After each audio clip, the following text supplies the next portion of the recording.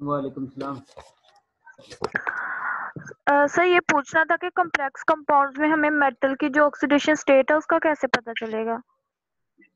इसमें सामने आप लोगों को स्लाइड नजर आ रही है यस सर। जिसमें कोऑर्डिनेशन स्फीयर पर प्लस चार्ज लिखा हुआ है। जी। इसका मतलब है कि जो कोऑर्डिनेशन स्फीयर के अंदर जितना भी लिगेंड प्लस पार्टिकल मौजूद है उस पर नेट चार्ज जो है वो +1 है। इस कंडीशन में आप लोगों ने ये चेक करना होता है कि लिगेंड पर ऑक्सीडेशन स्टेट यानी नेगेटिव में या प्लस में जो भी ऑक्सीडेशन स्टेट है वो कितनी है। अब मैंने आप लोगों को बताया था इसमें जो लिगेंड आप लोगों के पास दो हैं वो एक क्लोरीन है और दूसरा जो है अमोनिया है। जी सर। और अमोनियम को आप लोगों को पता है कि ये न्यूट्रल फॉर्म में होता है, इसका मतलब है इसकी ऑक्सीडेशन स्टेट कोई नहीं होती। और क्लोरीन पर -1 चार्ज होता है। अब एक एटम पर क्लोरीन पर -1 चार्ज होगा, लेकिन यहाँ पर क्लोरीन के 2 एटम है। इसका मतलब है इसका चार्ज जो है वो -2 है। स्क्वायर ब्रैकेट के अंदर क्लोरीन पर -2 चार्ज है और नेट चार्ज इसका आना चाहिए +1। इसका मतलब है कि कोबाल्ट पर कितना चार्ज हो जिसमें से -2 माइनस करें तो उसका आंसर जो है वो +1 आता है। +3। +3। इसका मतलब है कोबाल्ट की ऑक्सीडेशन स्टेट जो है वो +3 है। Okay sir. ठीक है, इसी तरह आप ठीक है लोगों ने सर। बैलेंस करना होता है कि इस पर ओवरऑल चार्ज जो है मेटल पर क्या आता है, जो भी चार्ज आएगा वही आप लोगों ने ऑक्सीडेशन स्टेट में रोमन नंबर के जरिए शो कर देंगे। Okay sir, thank you. Most welcome. इसके अलावा किसी को कोई डाउट है? लास्ट टाइम जो हमने नोमेनक्लेचर पढ़ा था उसमें अगर किसी को कोई भी कंफ्यूजन है, कोई भी क्वेश्चन है तो वो पूछ सकता है ताकि हम इसके बाद आगे चलें।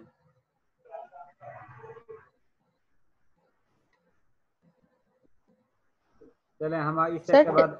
जी सर चार्ज लिगेंड का देखते हैं या मेटल का देखते हैं? हम दोनों ही देखते हैं क्योंकि नेट चार्ज स्क्वायर ब्रैकेट के ऊपर जो होता है उसको आप लोगों ने रिजल्ट करके निकालना होता है। उस कंडीशन में लिगेंड के चार्ज का हमें पता होता है, लेकिन हम मेटल का चार्ज जो है वो फाइंड आउट करते हैं और जितना चार्ज मेटल का आता है वही उसकी ऑक्सीडेशन स्टेट कहलाती है।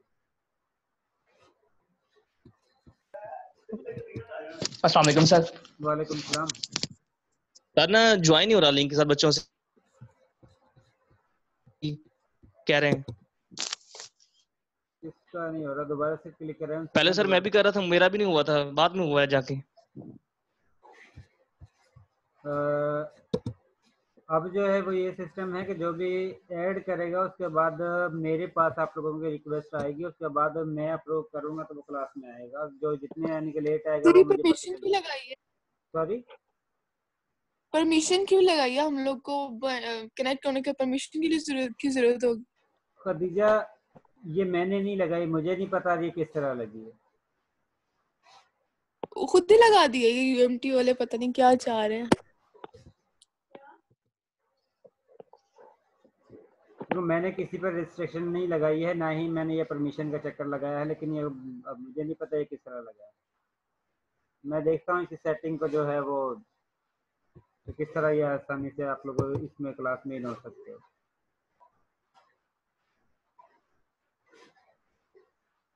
सर जो असाइनमेंट आपने दी है उसमें स्ट्रक्चर क्वेश्चन है कि स्ट्रक्चर बनाने वो बनाने हैं? हाँ, जिसमें नहीं, स्ट्रक्चर का तो अभी आप लोगों ने नहीं किया है। आप लोगों ने जस्ट नेम से उसका जो फार्मूला बनता है, जिस तरह यहाँ पर ये फार्मूला लिखा हुआ है, ये फार्मूला लिखना है अगर नाम लिखा हुआ है तो। अगर इस तरह का फार्मूला लिखा हुआ है तो उस कंडीशन में इसका अपना नोमेनक्लेचर के जरिए नाम लिखना है। ये स्ट्रक्चर वाला जो पोर्शन है वो आज हमने पढ़ना है। चलिए हम शुरू करते हैं। तो पहले वाले टॉपिक में अगर किसी को कोई भी कंफ्यूजन है वो आप पूछ सकता है ताकि हम आगे से शुरू करें।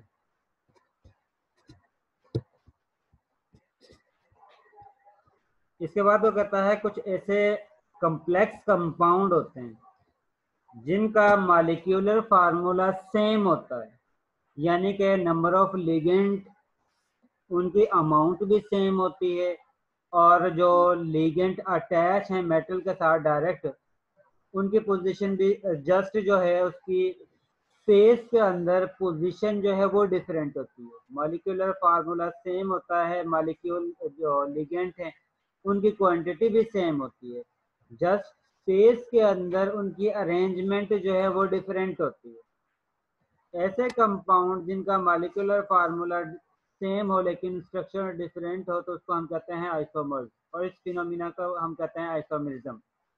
इस आइसोमेरिज्म को हम डिफरेंट फर्दर जो है वो 2 टाइप्स में डिवाइड करते हैं। एक को हम कहते हैं कंस्टिट्यूशनल आइसोमेरिज्म और दूसरे को हम कहते हैं स्टीरियो आइसोमेरिज्म। कंस्टिट्यूशनल आइसोमेरिज्म का मतलब है कि ऐसे कंपाउंड जिनका मॉलिक्यूलर फार्मूला सेम है लेकिन कनेक्टिविटी एटम्स की मेटल के साथ कनेक्टिविटी डिफरेंट है, इस तरह के कंपाउंड को हम कहते हैं कंस्टिट्यूशनल आइसोमेरिज्म। और ऐसे आइसोमर्स जिनकी कनेक्टिविटी भी सेम हो और इसके साथ मॉलिक्यूलर फार्मूला भी सेम हो, जस्ट उनकी अरेंजमेंट स्पेस में डिफरेंट हो, तो उनको हम कहते हैं स्टीरियो आइसोमर्स, और इस फिनोमिना को हम कहते हैं स्टीरियो आइसोमेरिज्म। ऐसे कंपाउंड जिनमें मॉलिक्यूलर फार्मूला सेम हो लेकिन एटम्स की कनेक्टिविटी मेटल से डिफरेंट हो, तो उनको हम कहते हैं कंस्टिट्यूशनल आइसोमर्स। और ऐसे कंपाउंड जिनकी कनेक्टिविटी भी सेम हो, मॉलिक्यूलर फार्मूला भी सेम हो, लेकिन स्पेस में उनके अरेंजमेंट जो है वो डिफरेंट हो, तो उनको हम कहते हैं stereo isomers.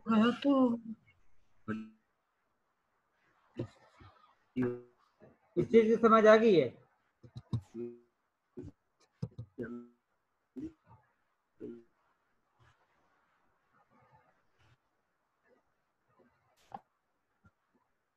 Rice video share नहीं करनी।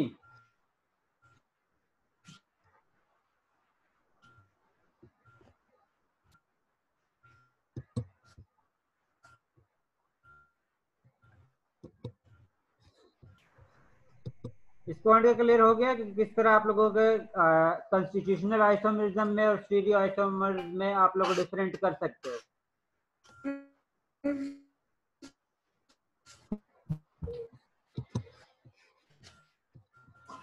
सर दोबारा बता दें एक बार। मैंने कहा है कि अगर आप लोगों के पास, ये तो आप लोगों को पता है लिगेंड ने मेटल के साथ अटैच होना है, उस कंडीशन में आप लोगों के पास जो है वो कॉम्प्लेक्स बनेगा। अगर आप लोगों के लिगेंड जो है उसमें एक से ज्यादा पोजीशन मौजूद है जिसके जरिए वो कनेक्ट हो सकता है मेटल के जरिए, मेटल के साथ, तो उस कंडीशन में अगर वो एक से ज्यादा एटम के साथ, यानी कि जिस तरह अगर आप लोगों के पास सपोज थायोसल्फाइड है ग्रुप, या एक मिनट में आप लोगों को शो करवाता हूँ।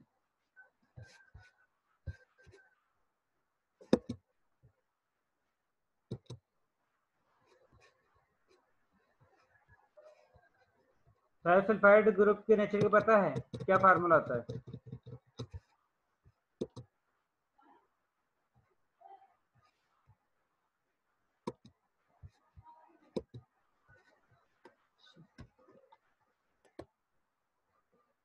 यार एक मूवी याद तारे छेड़ वो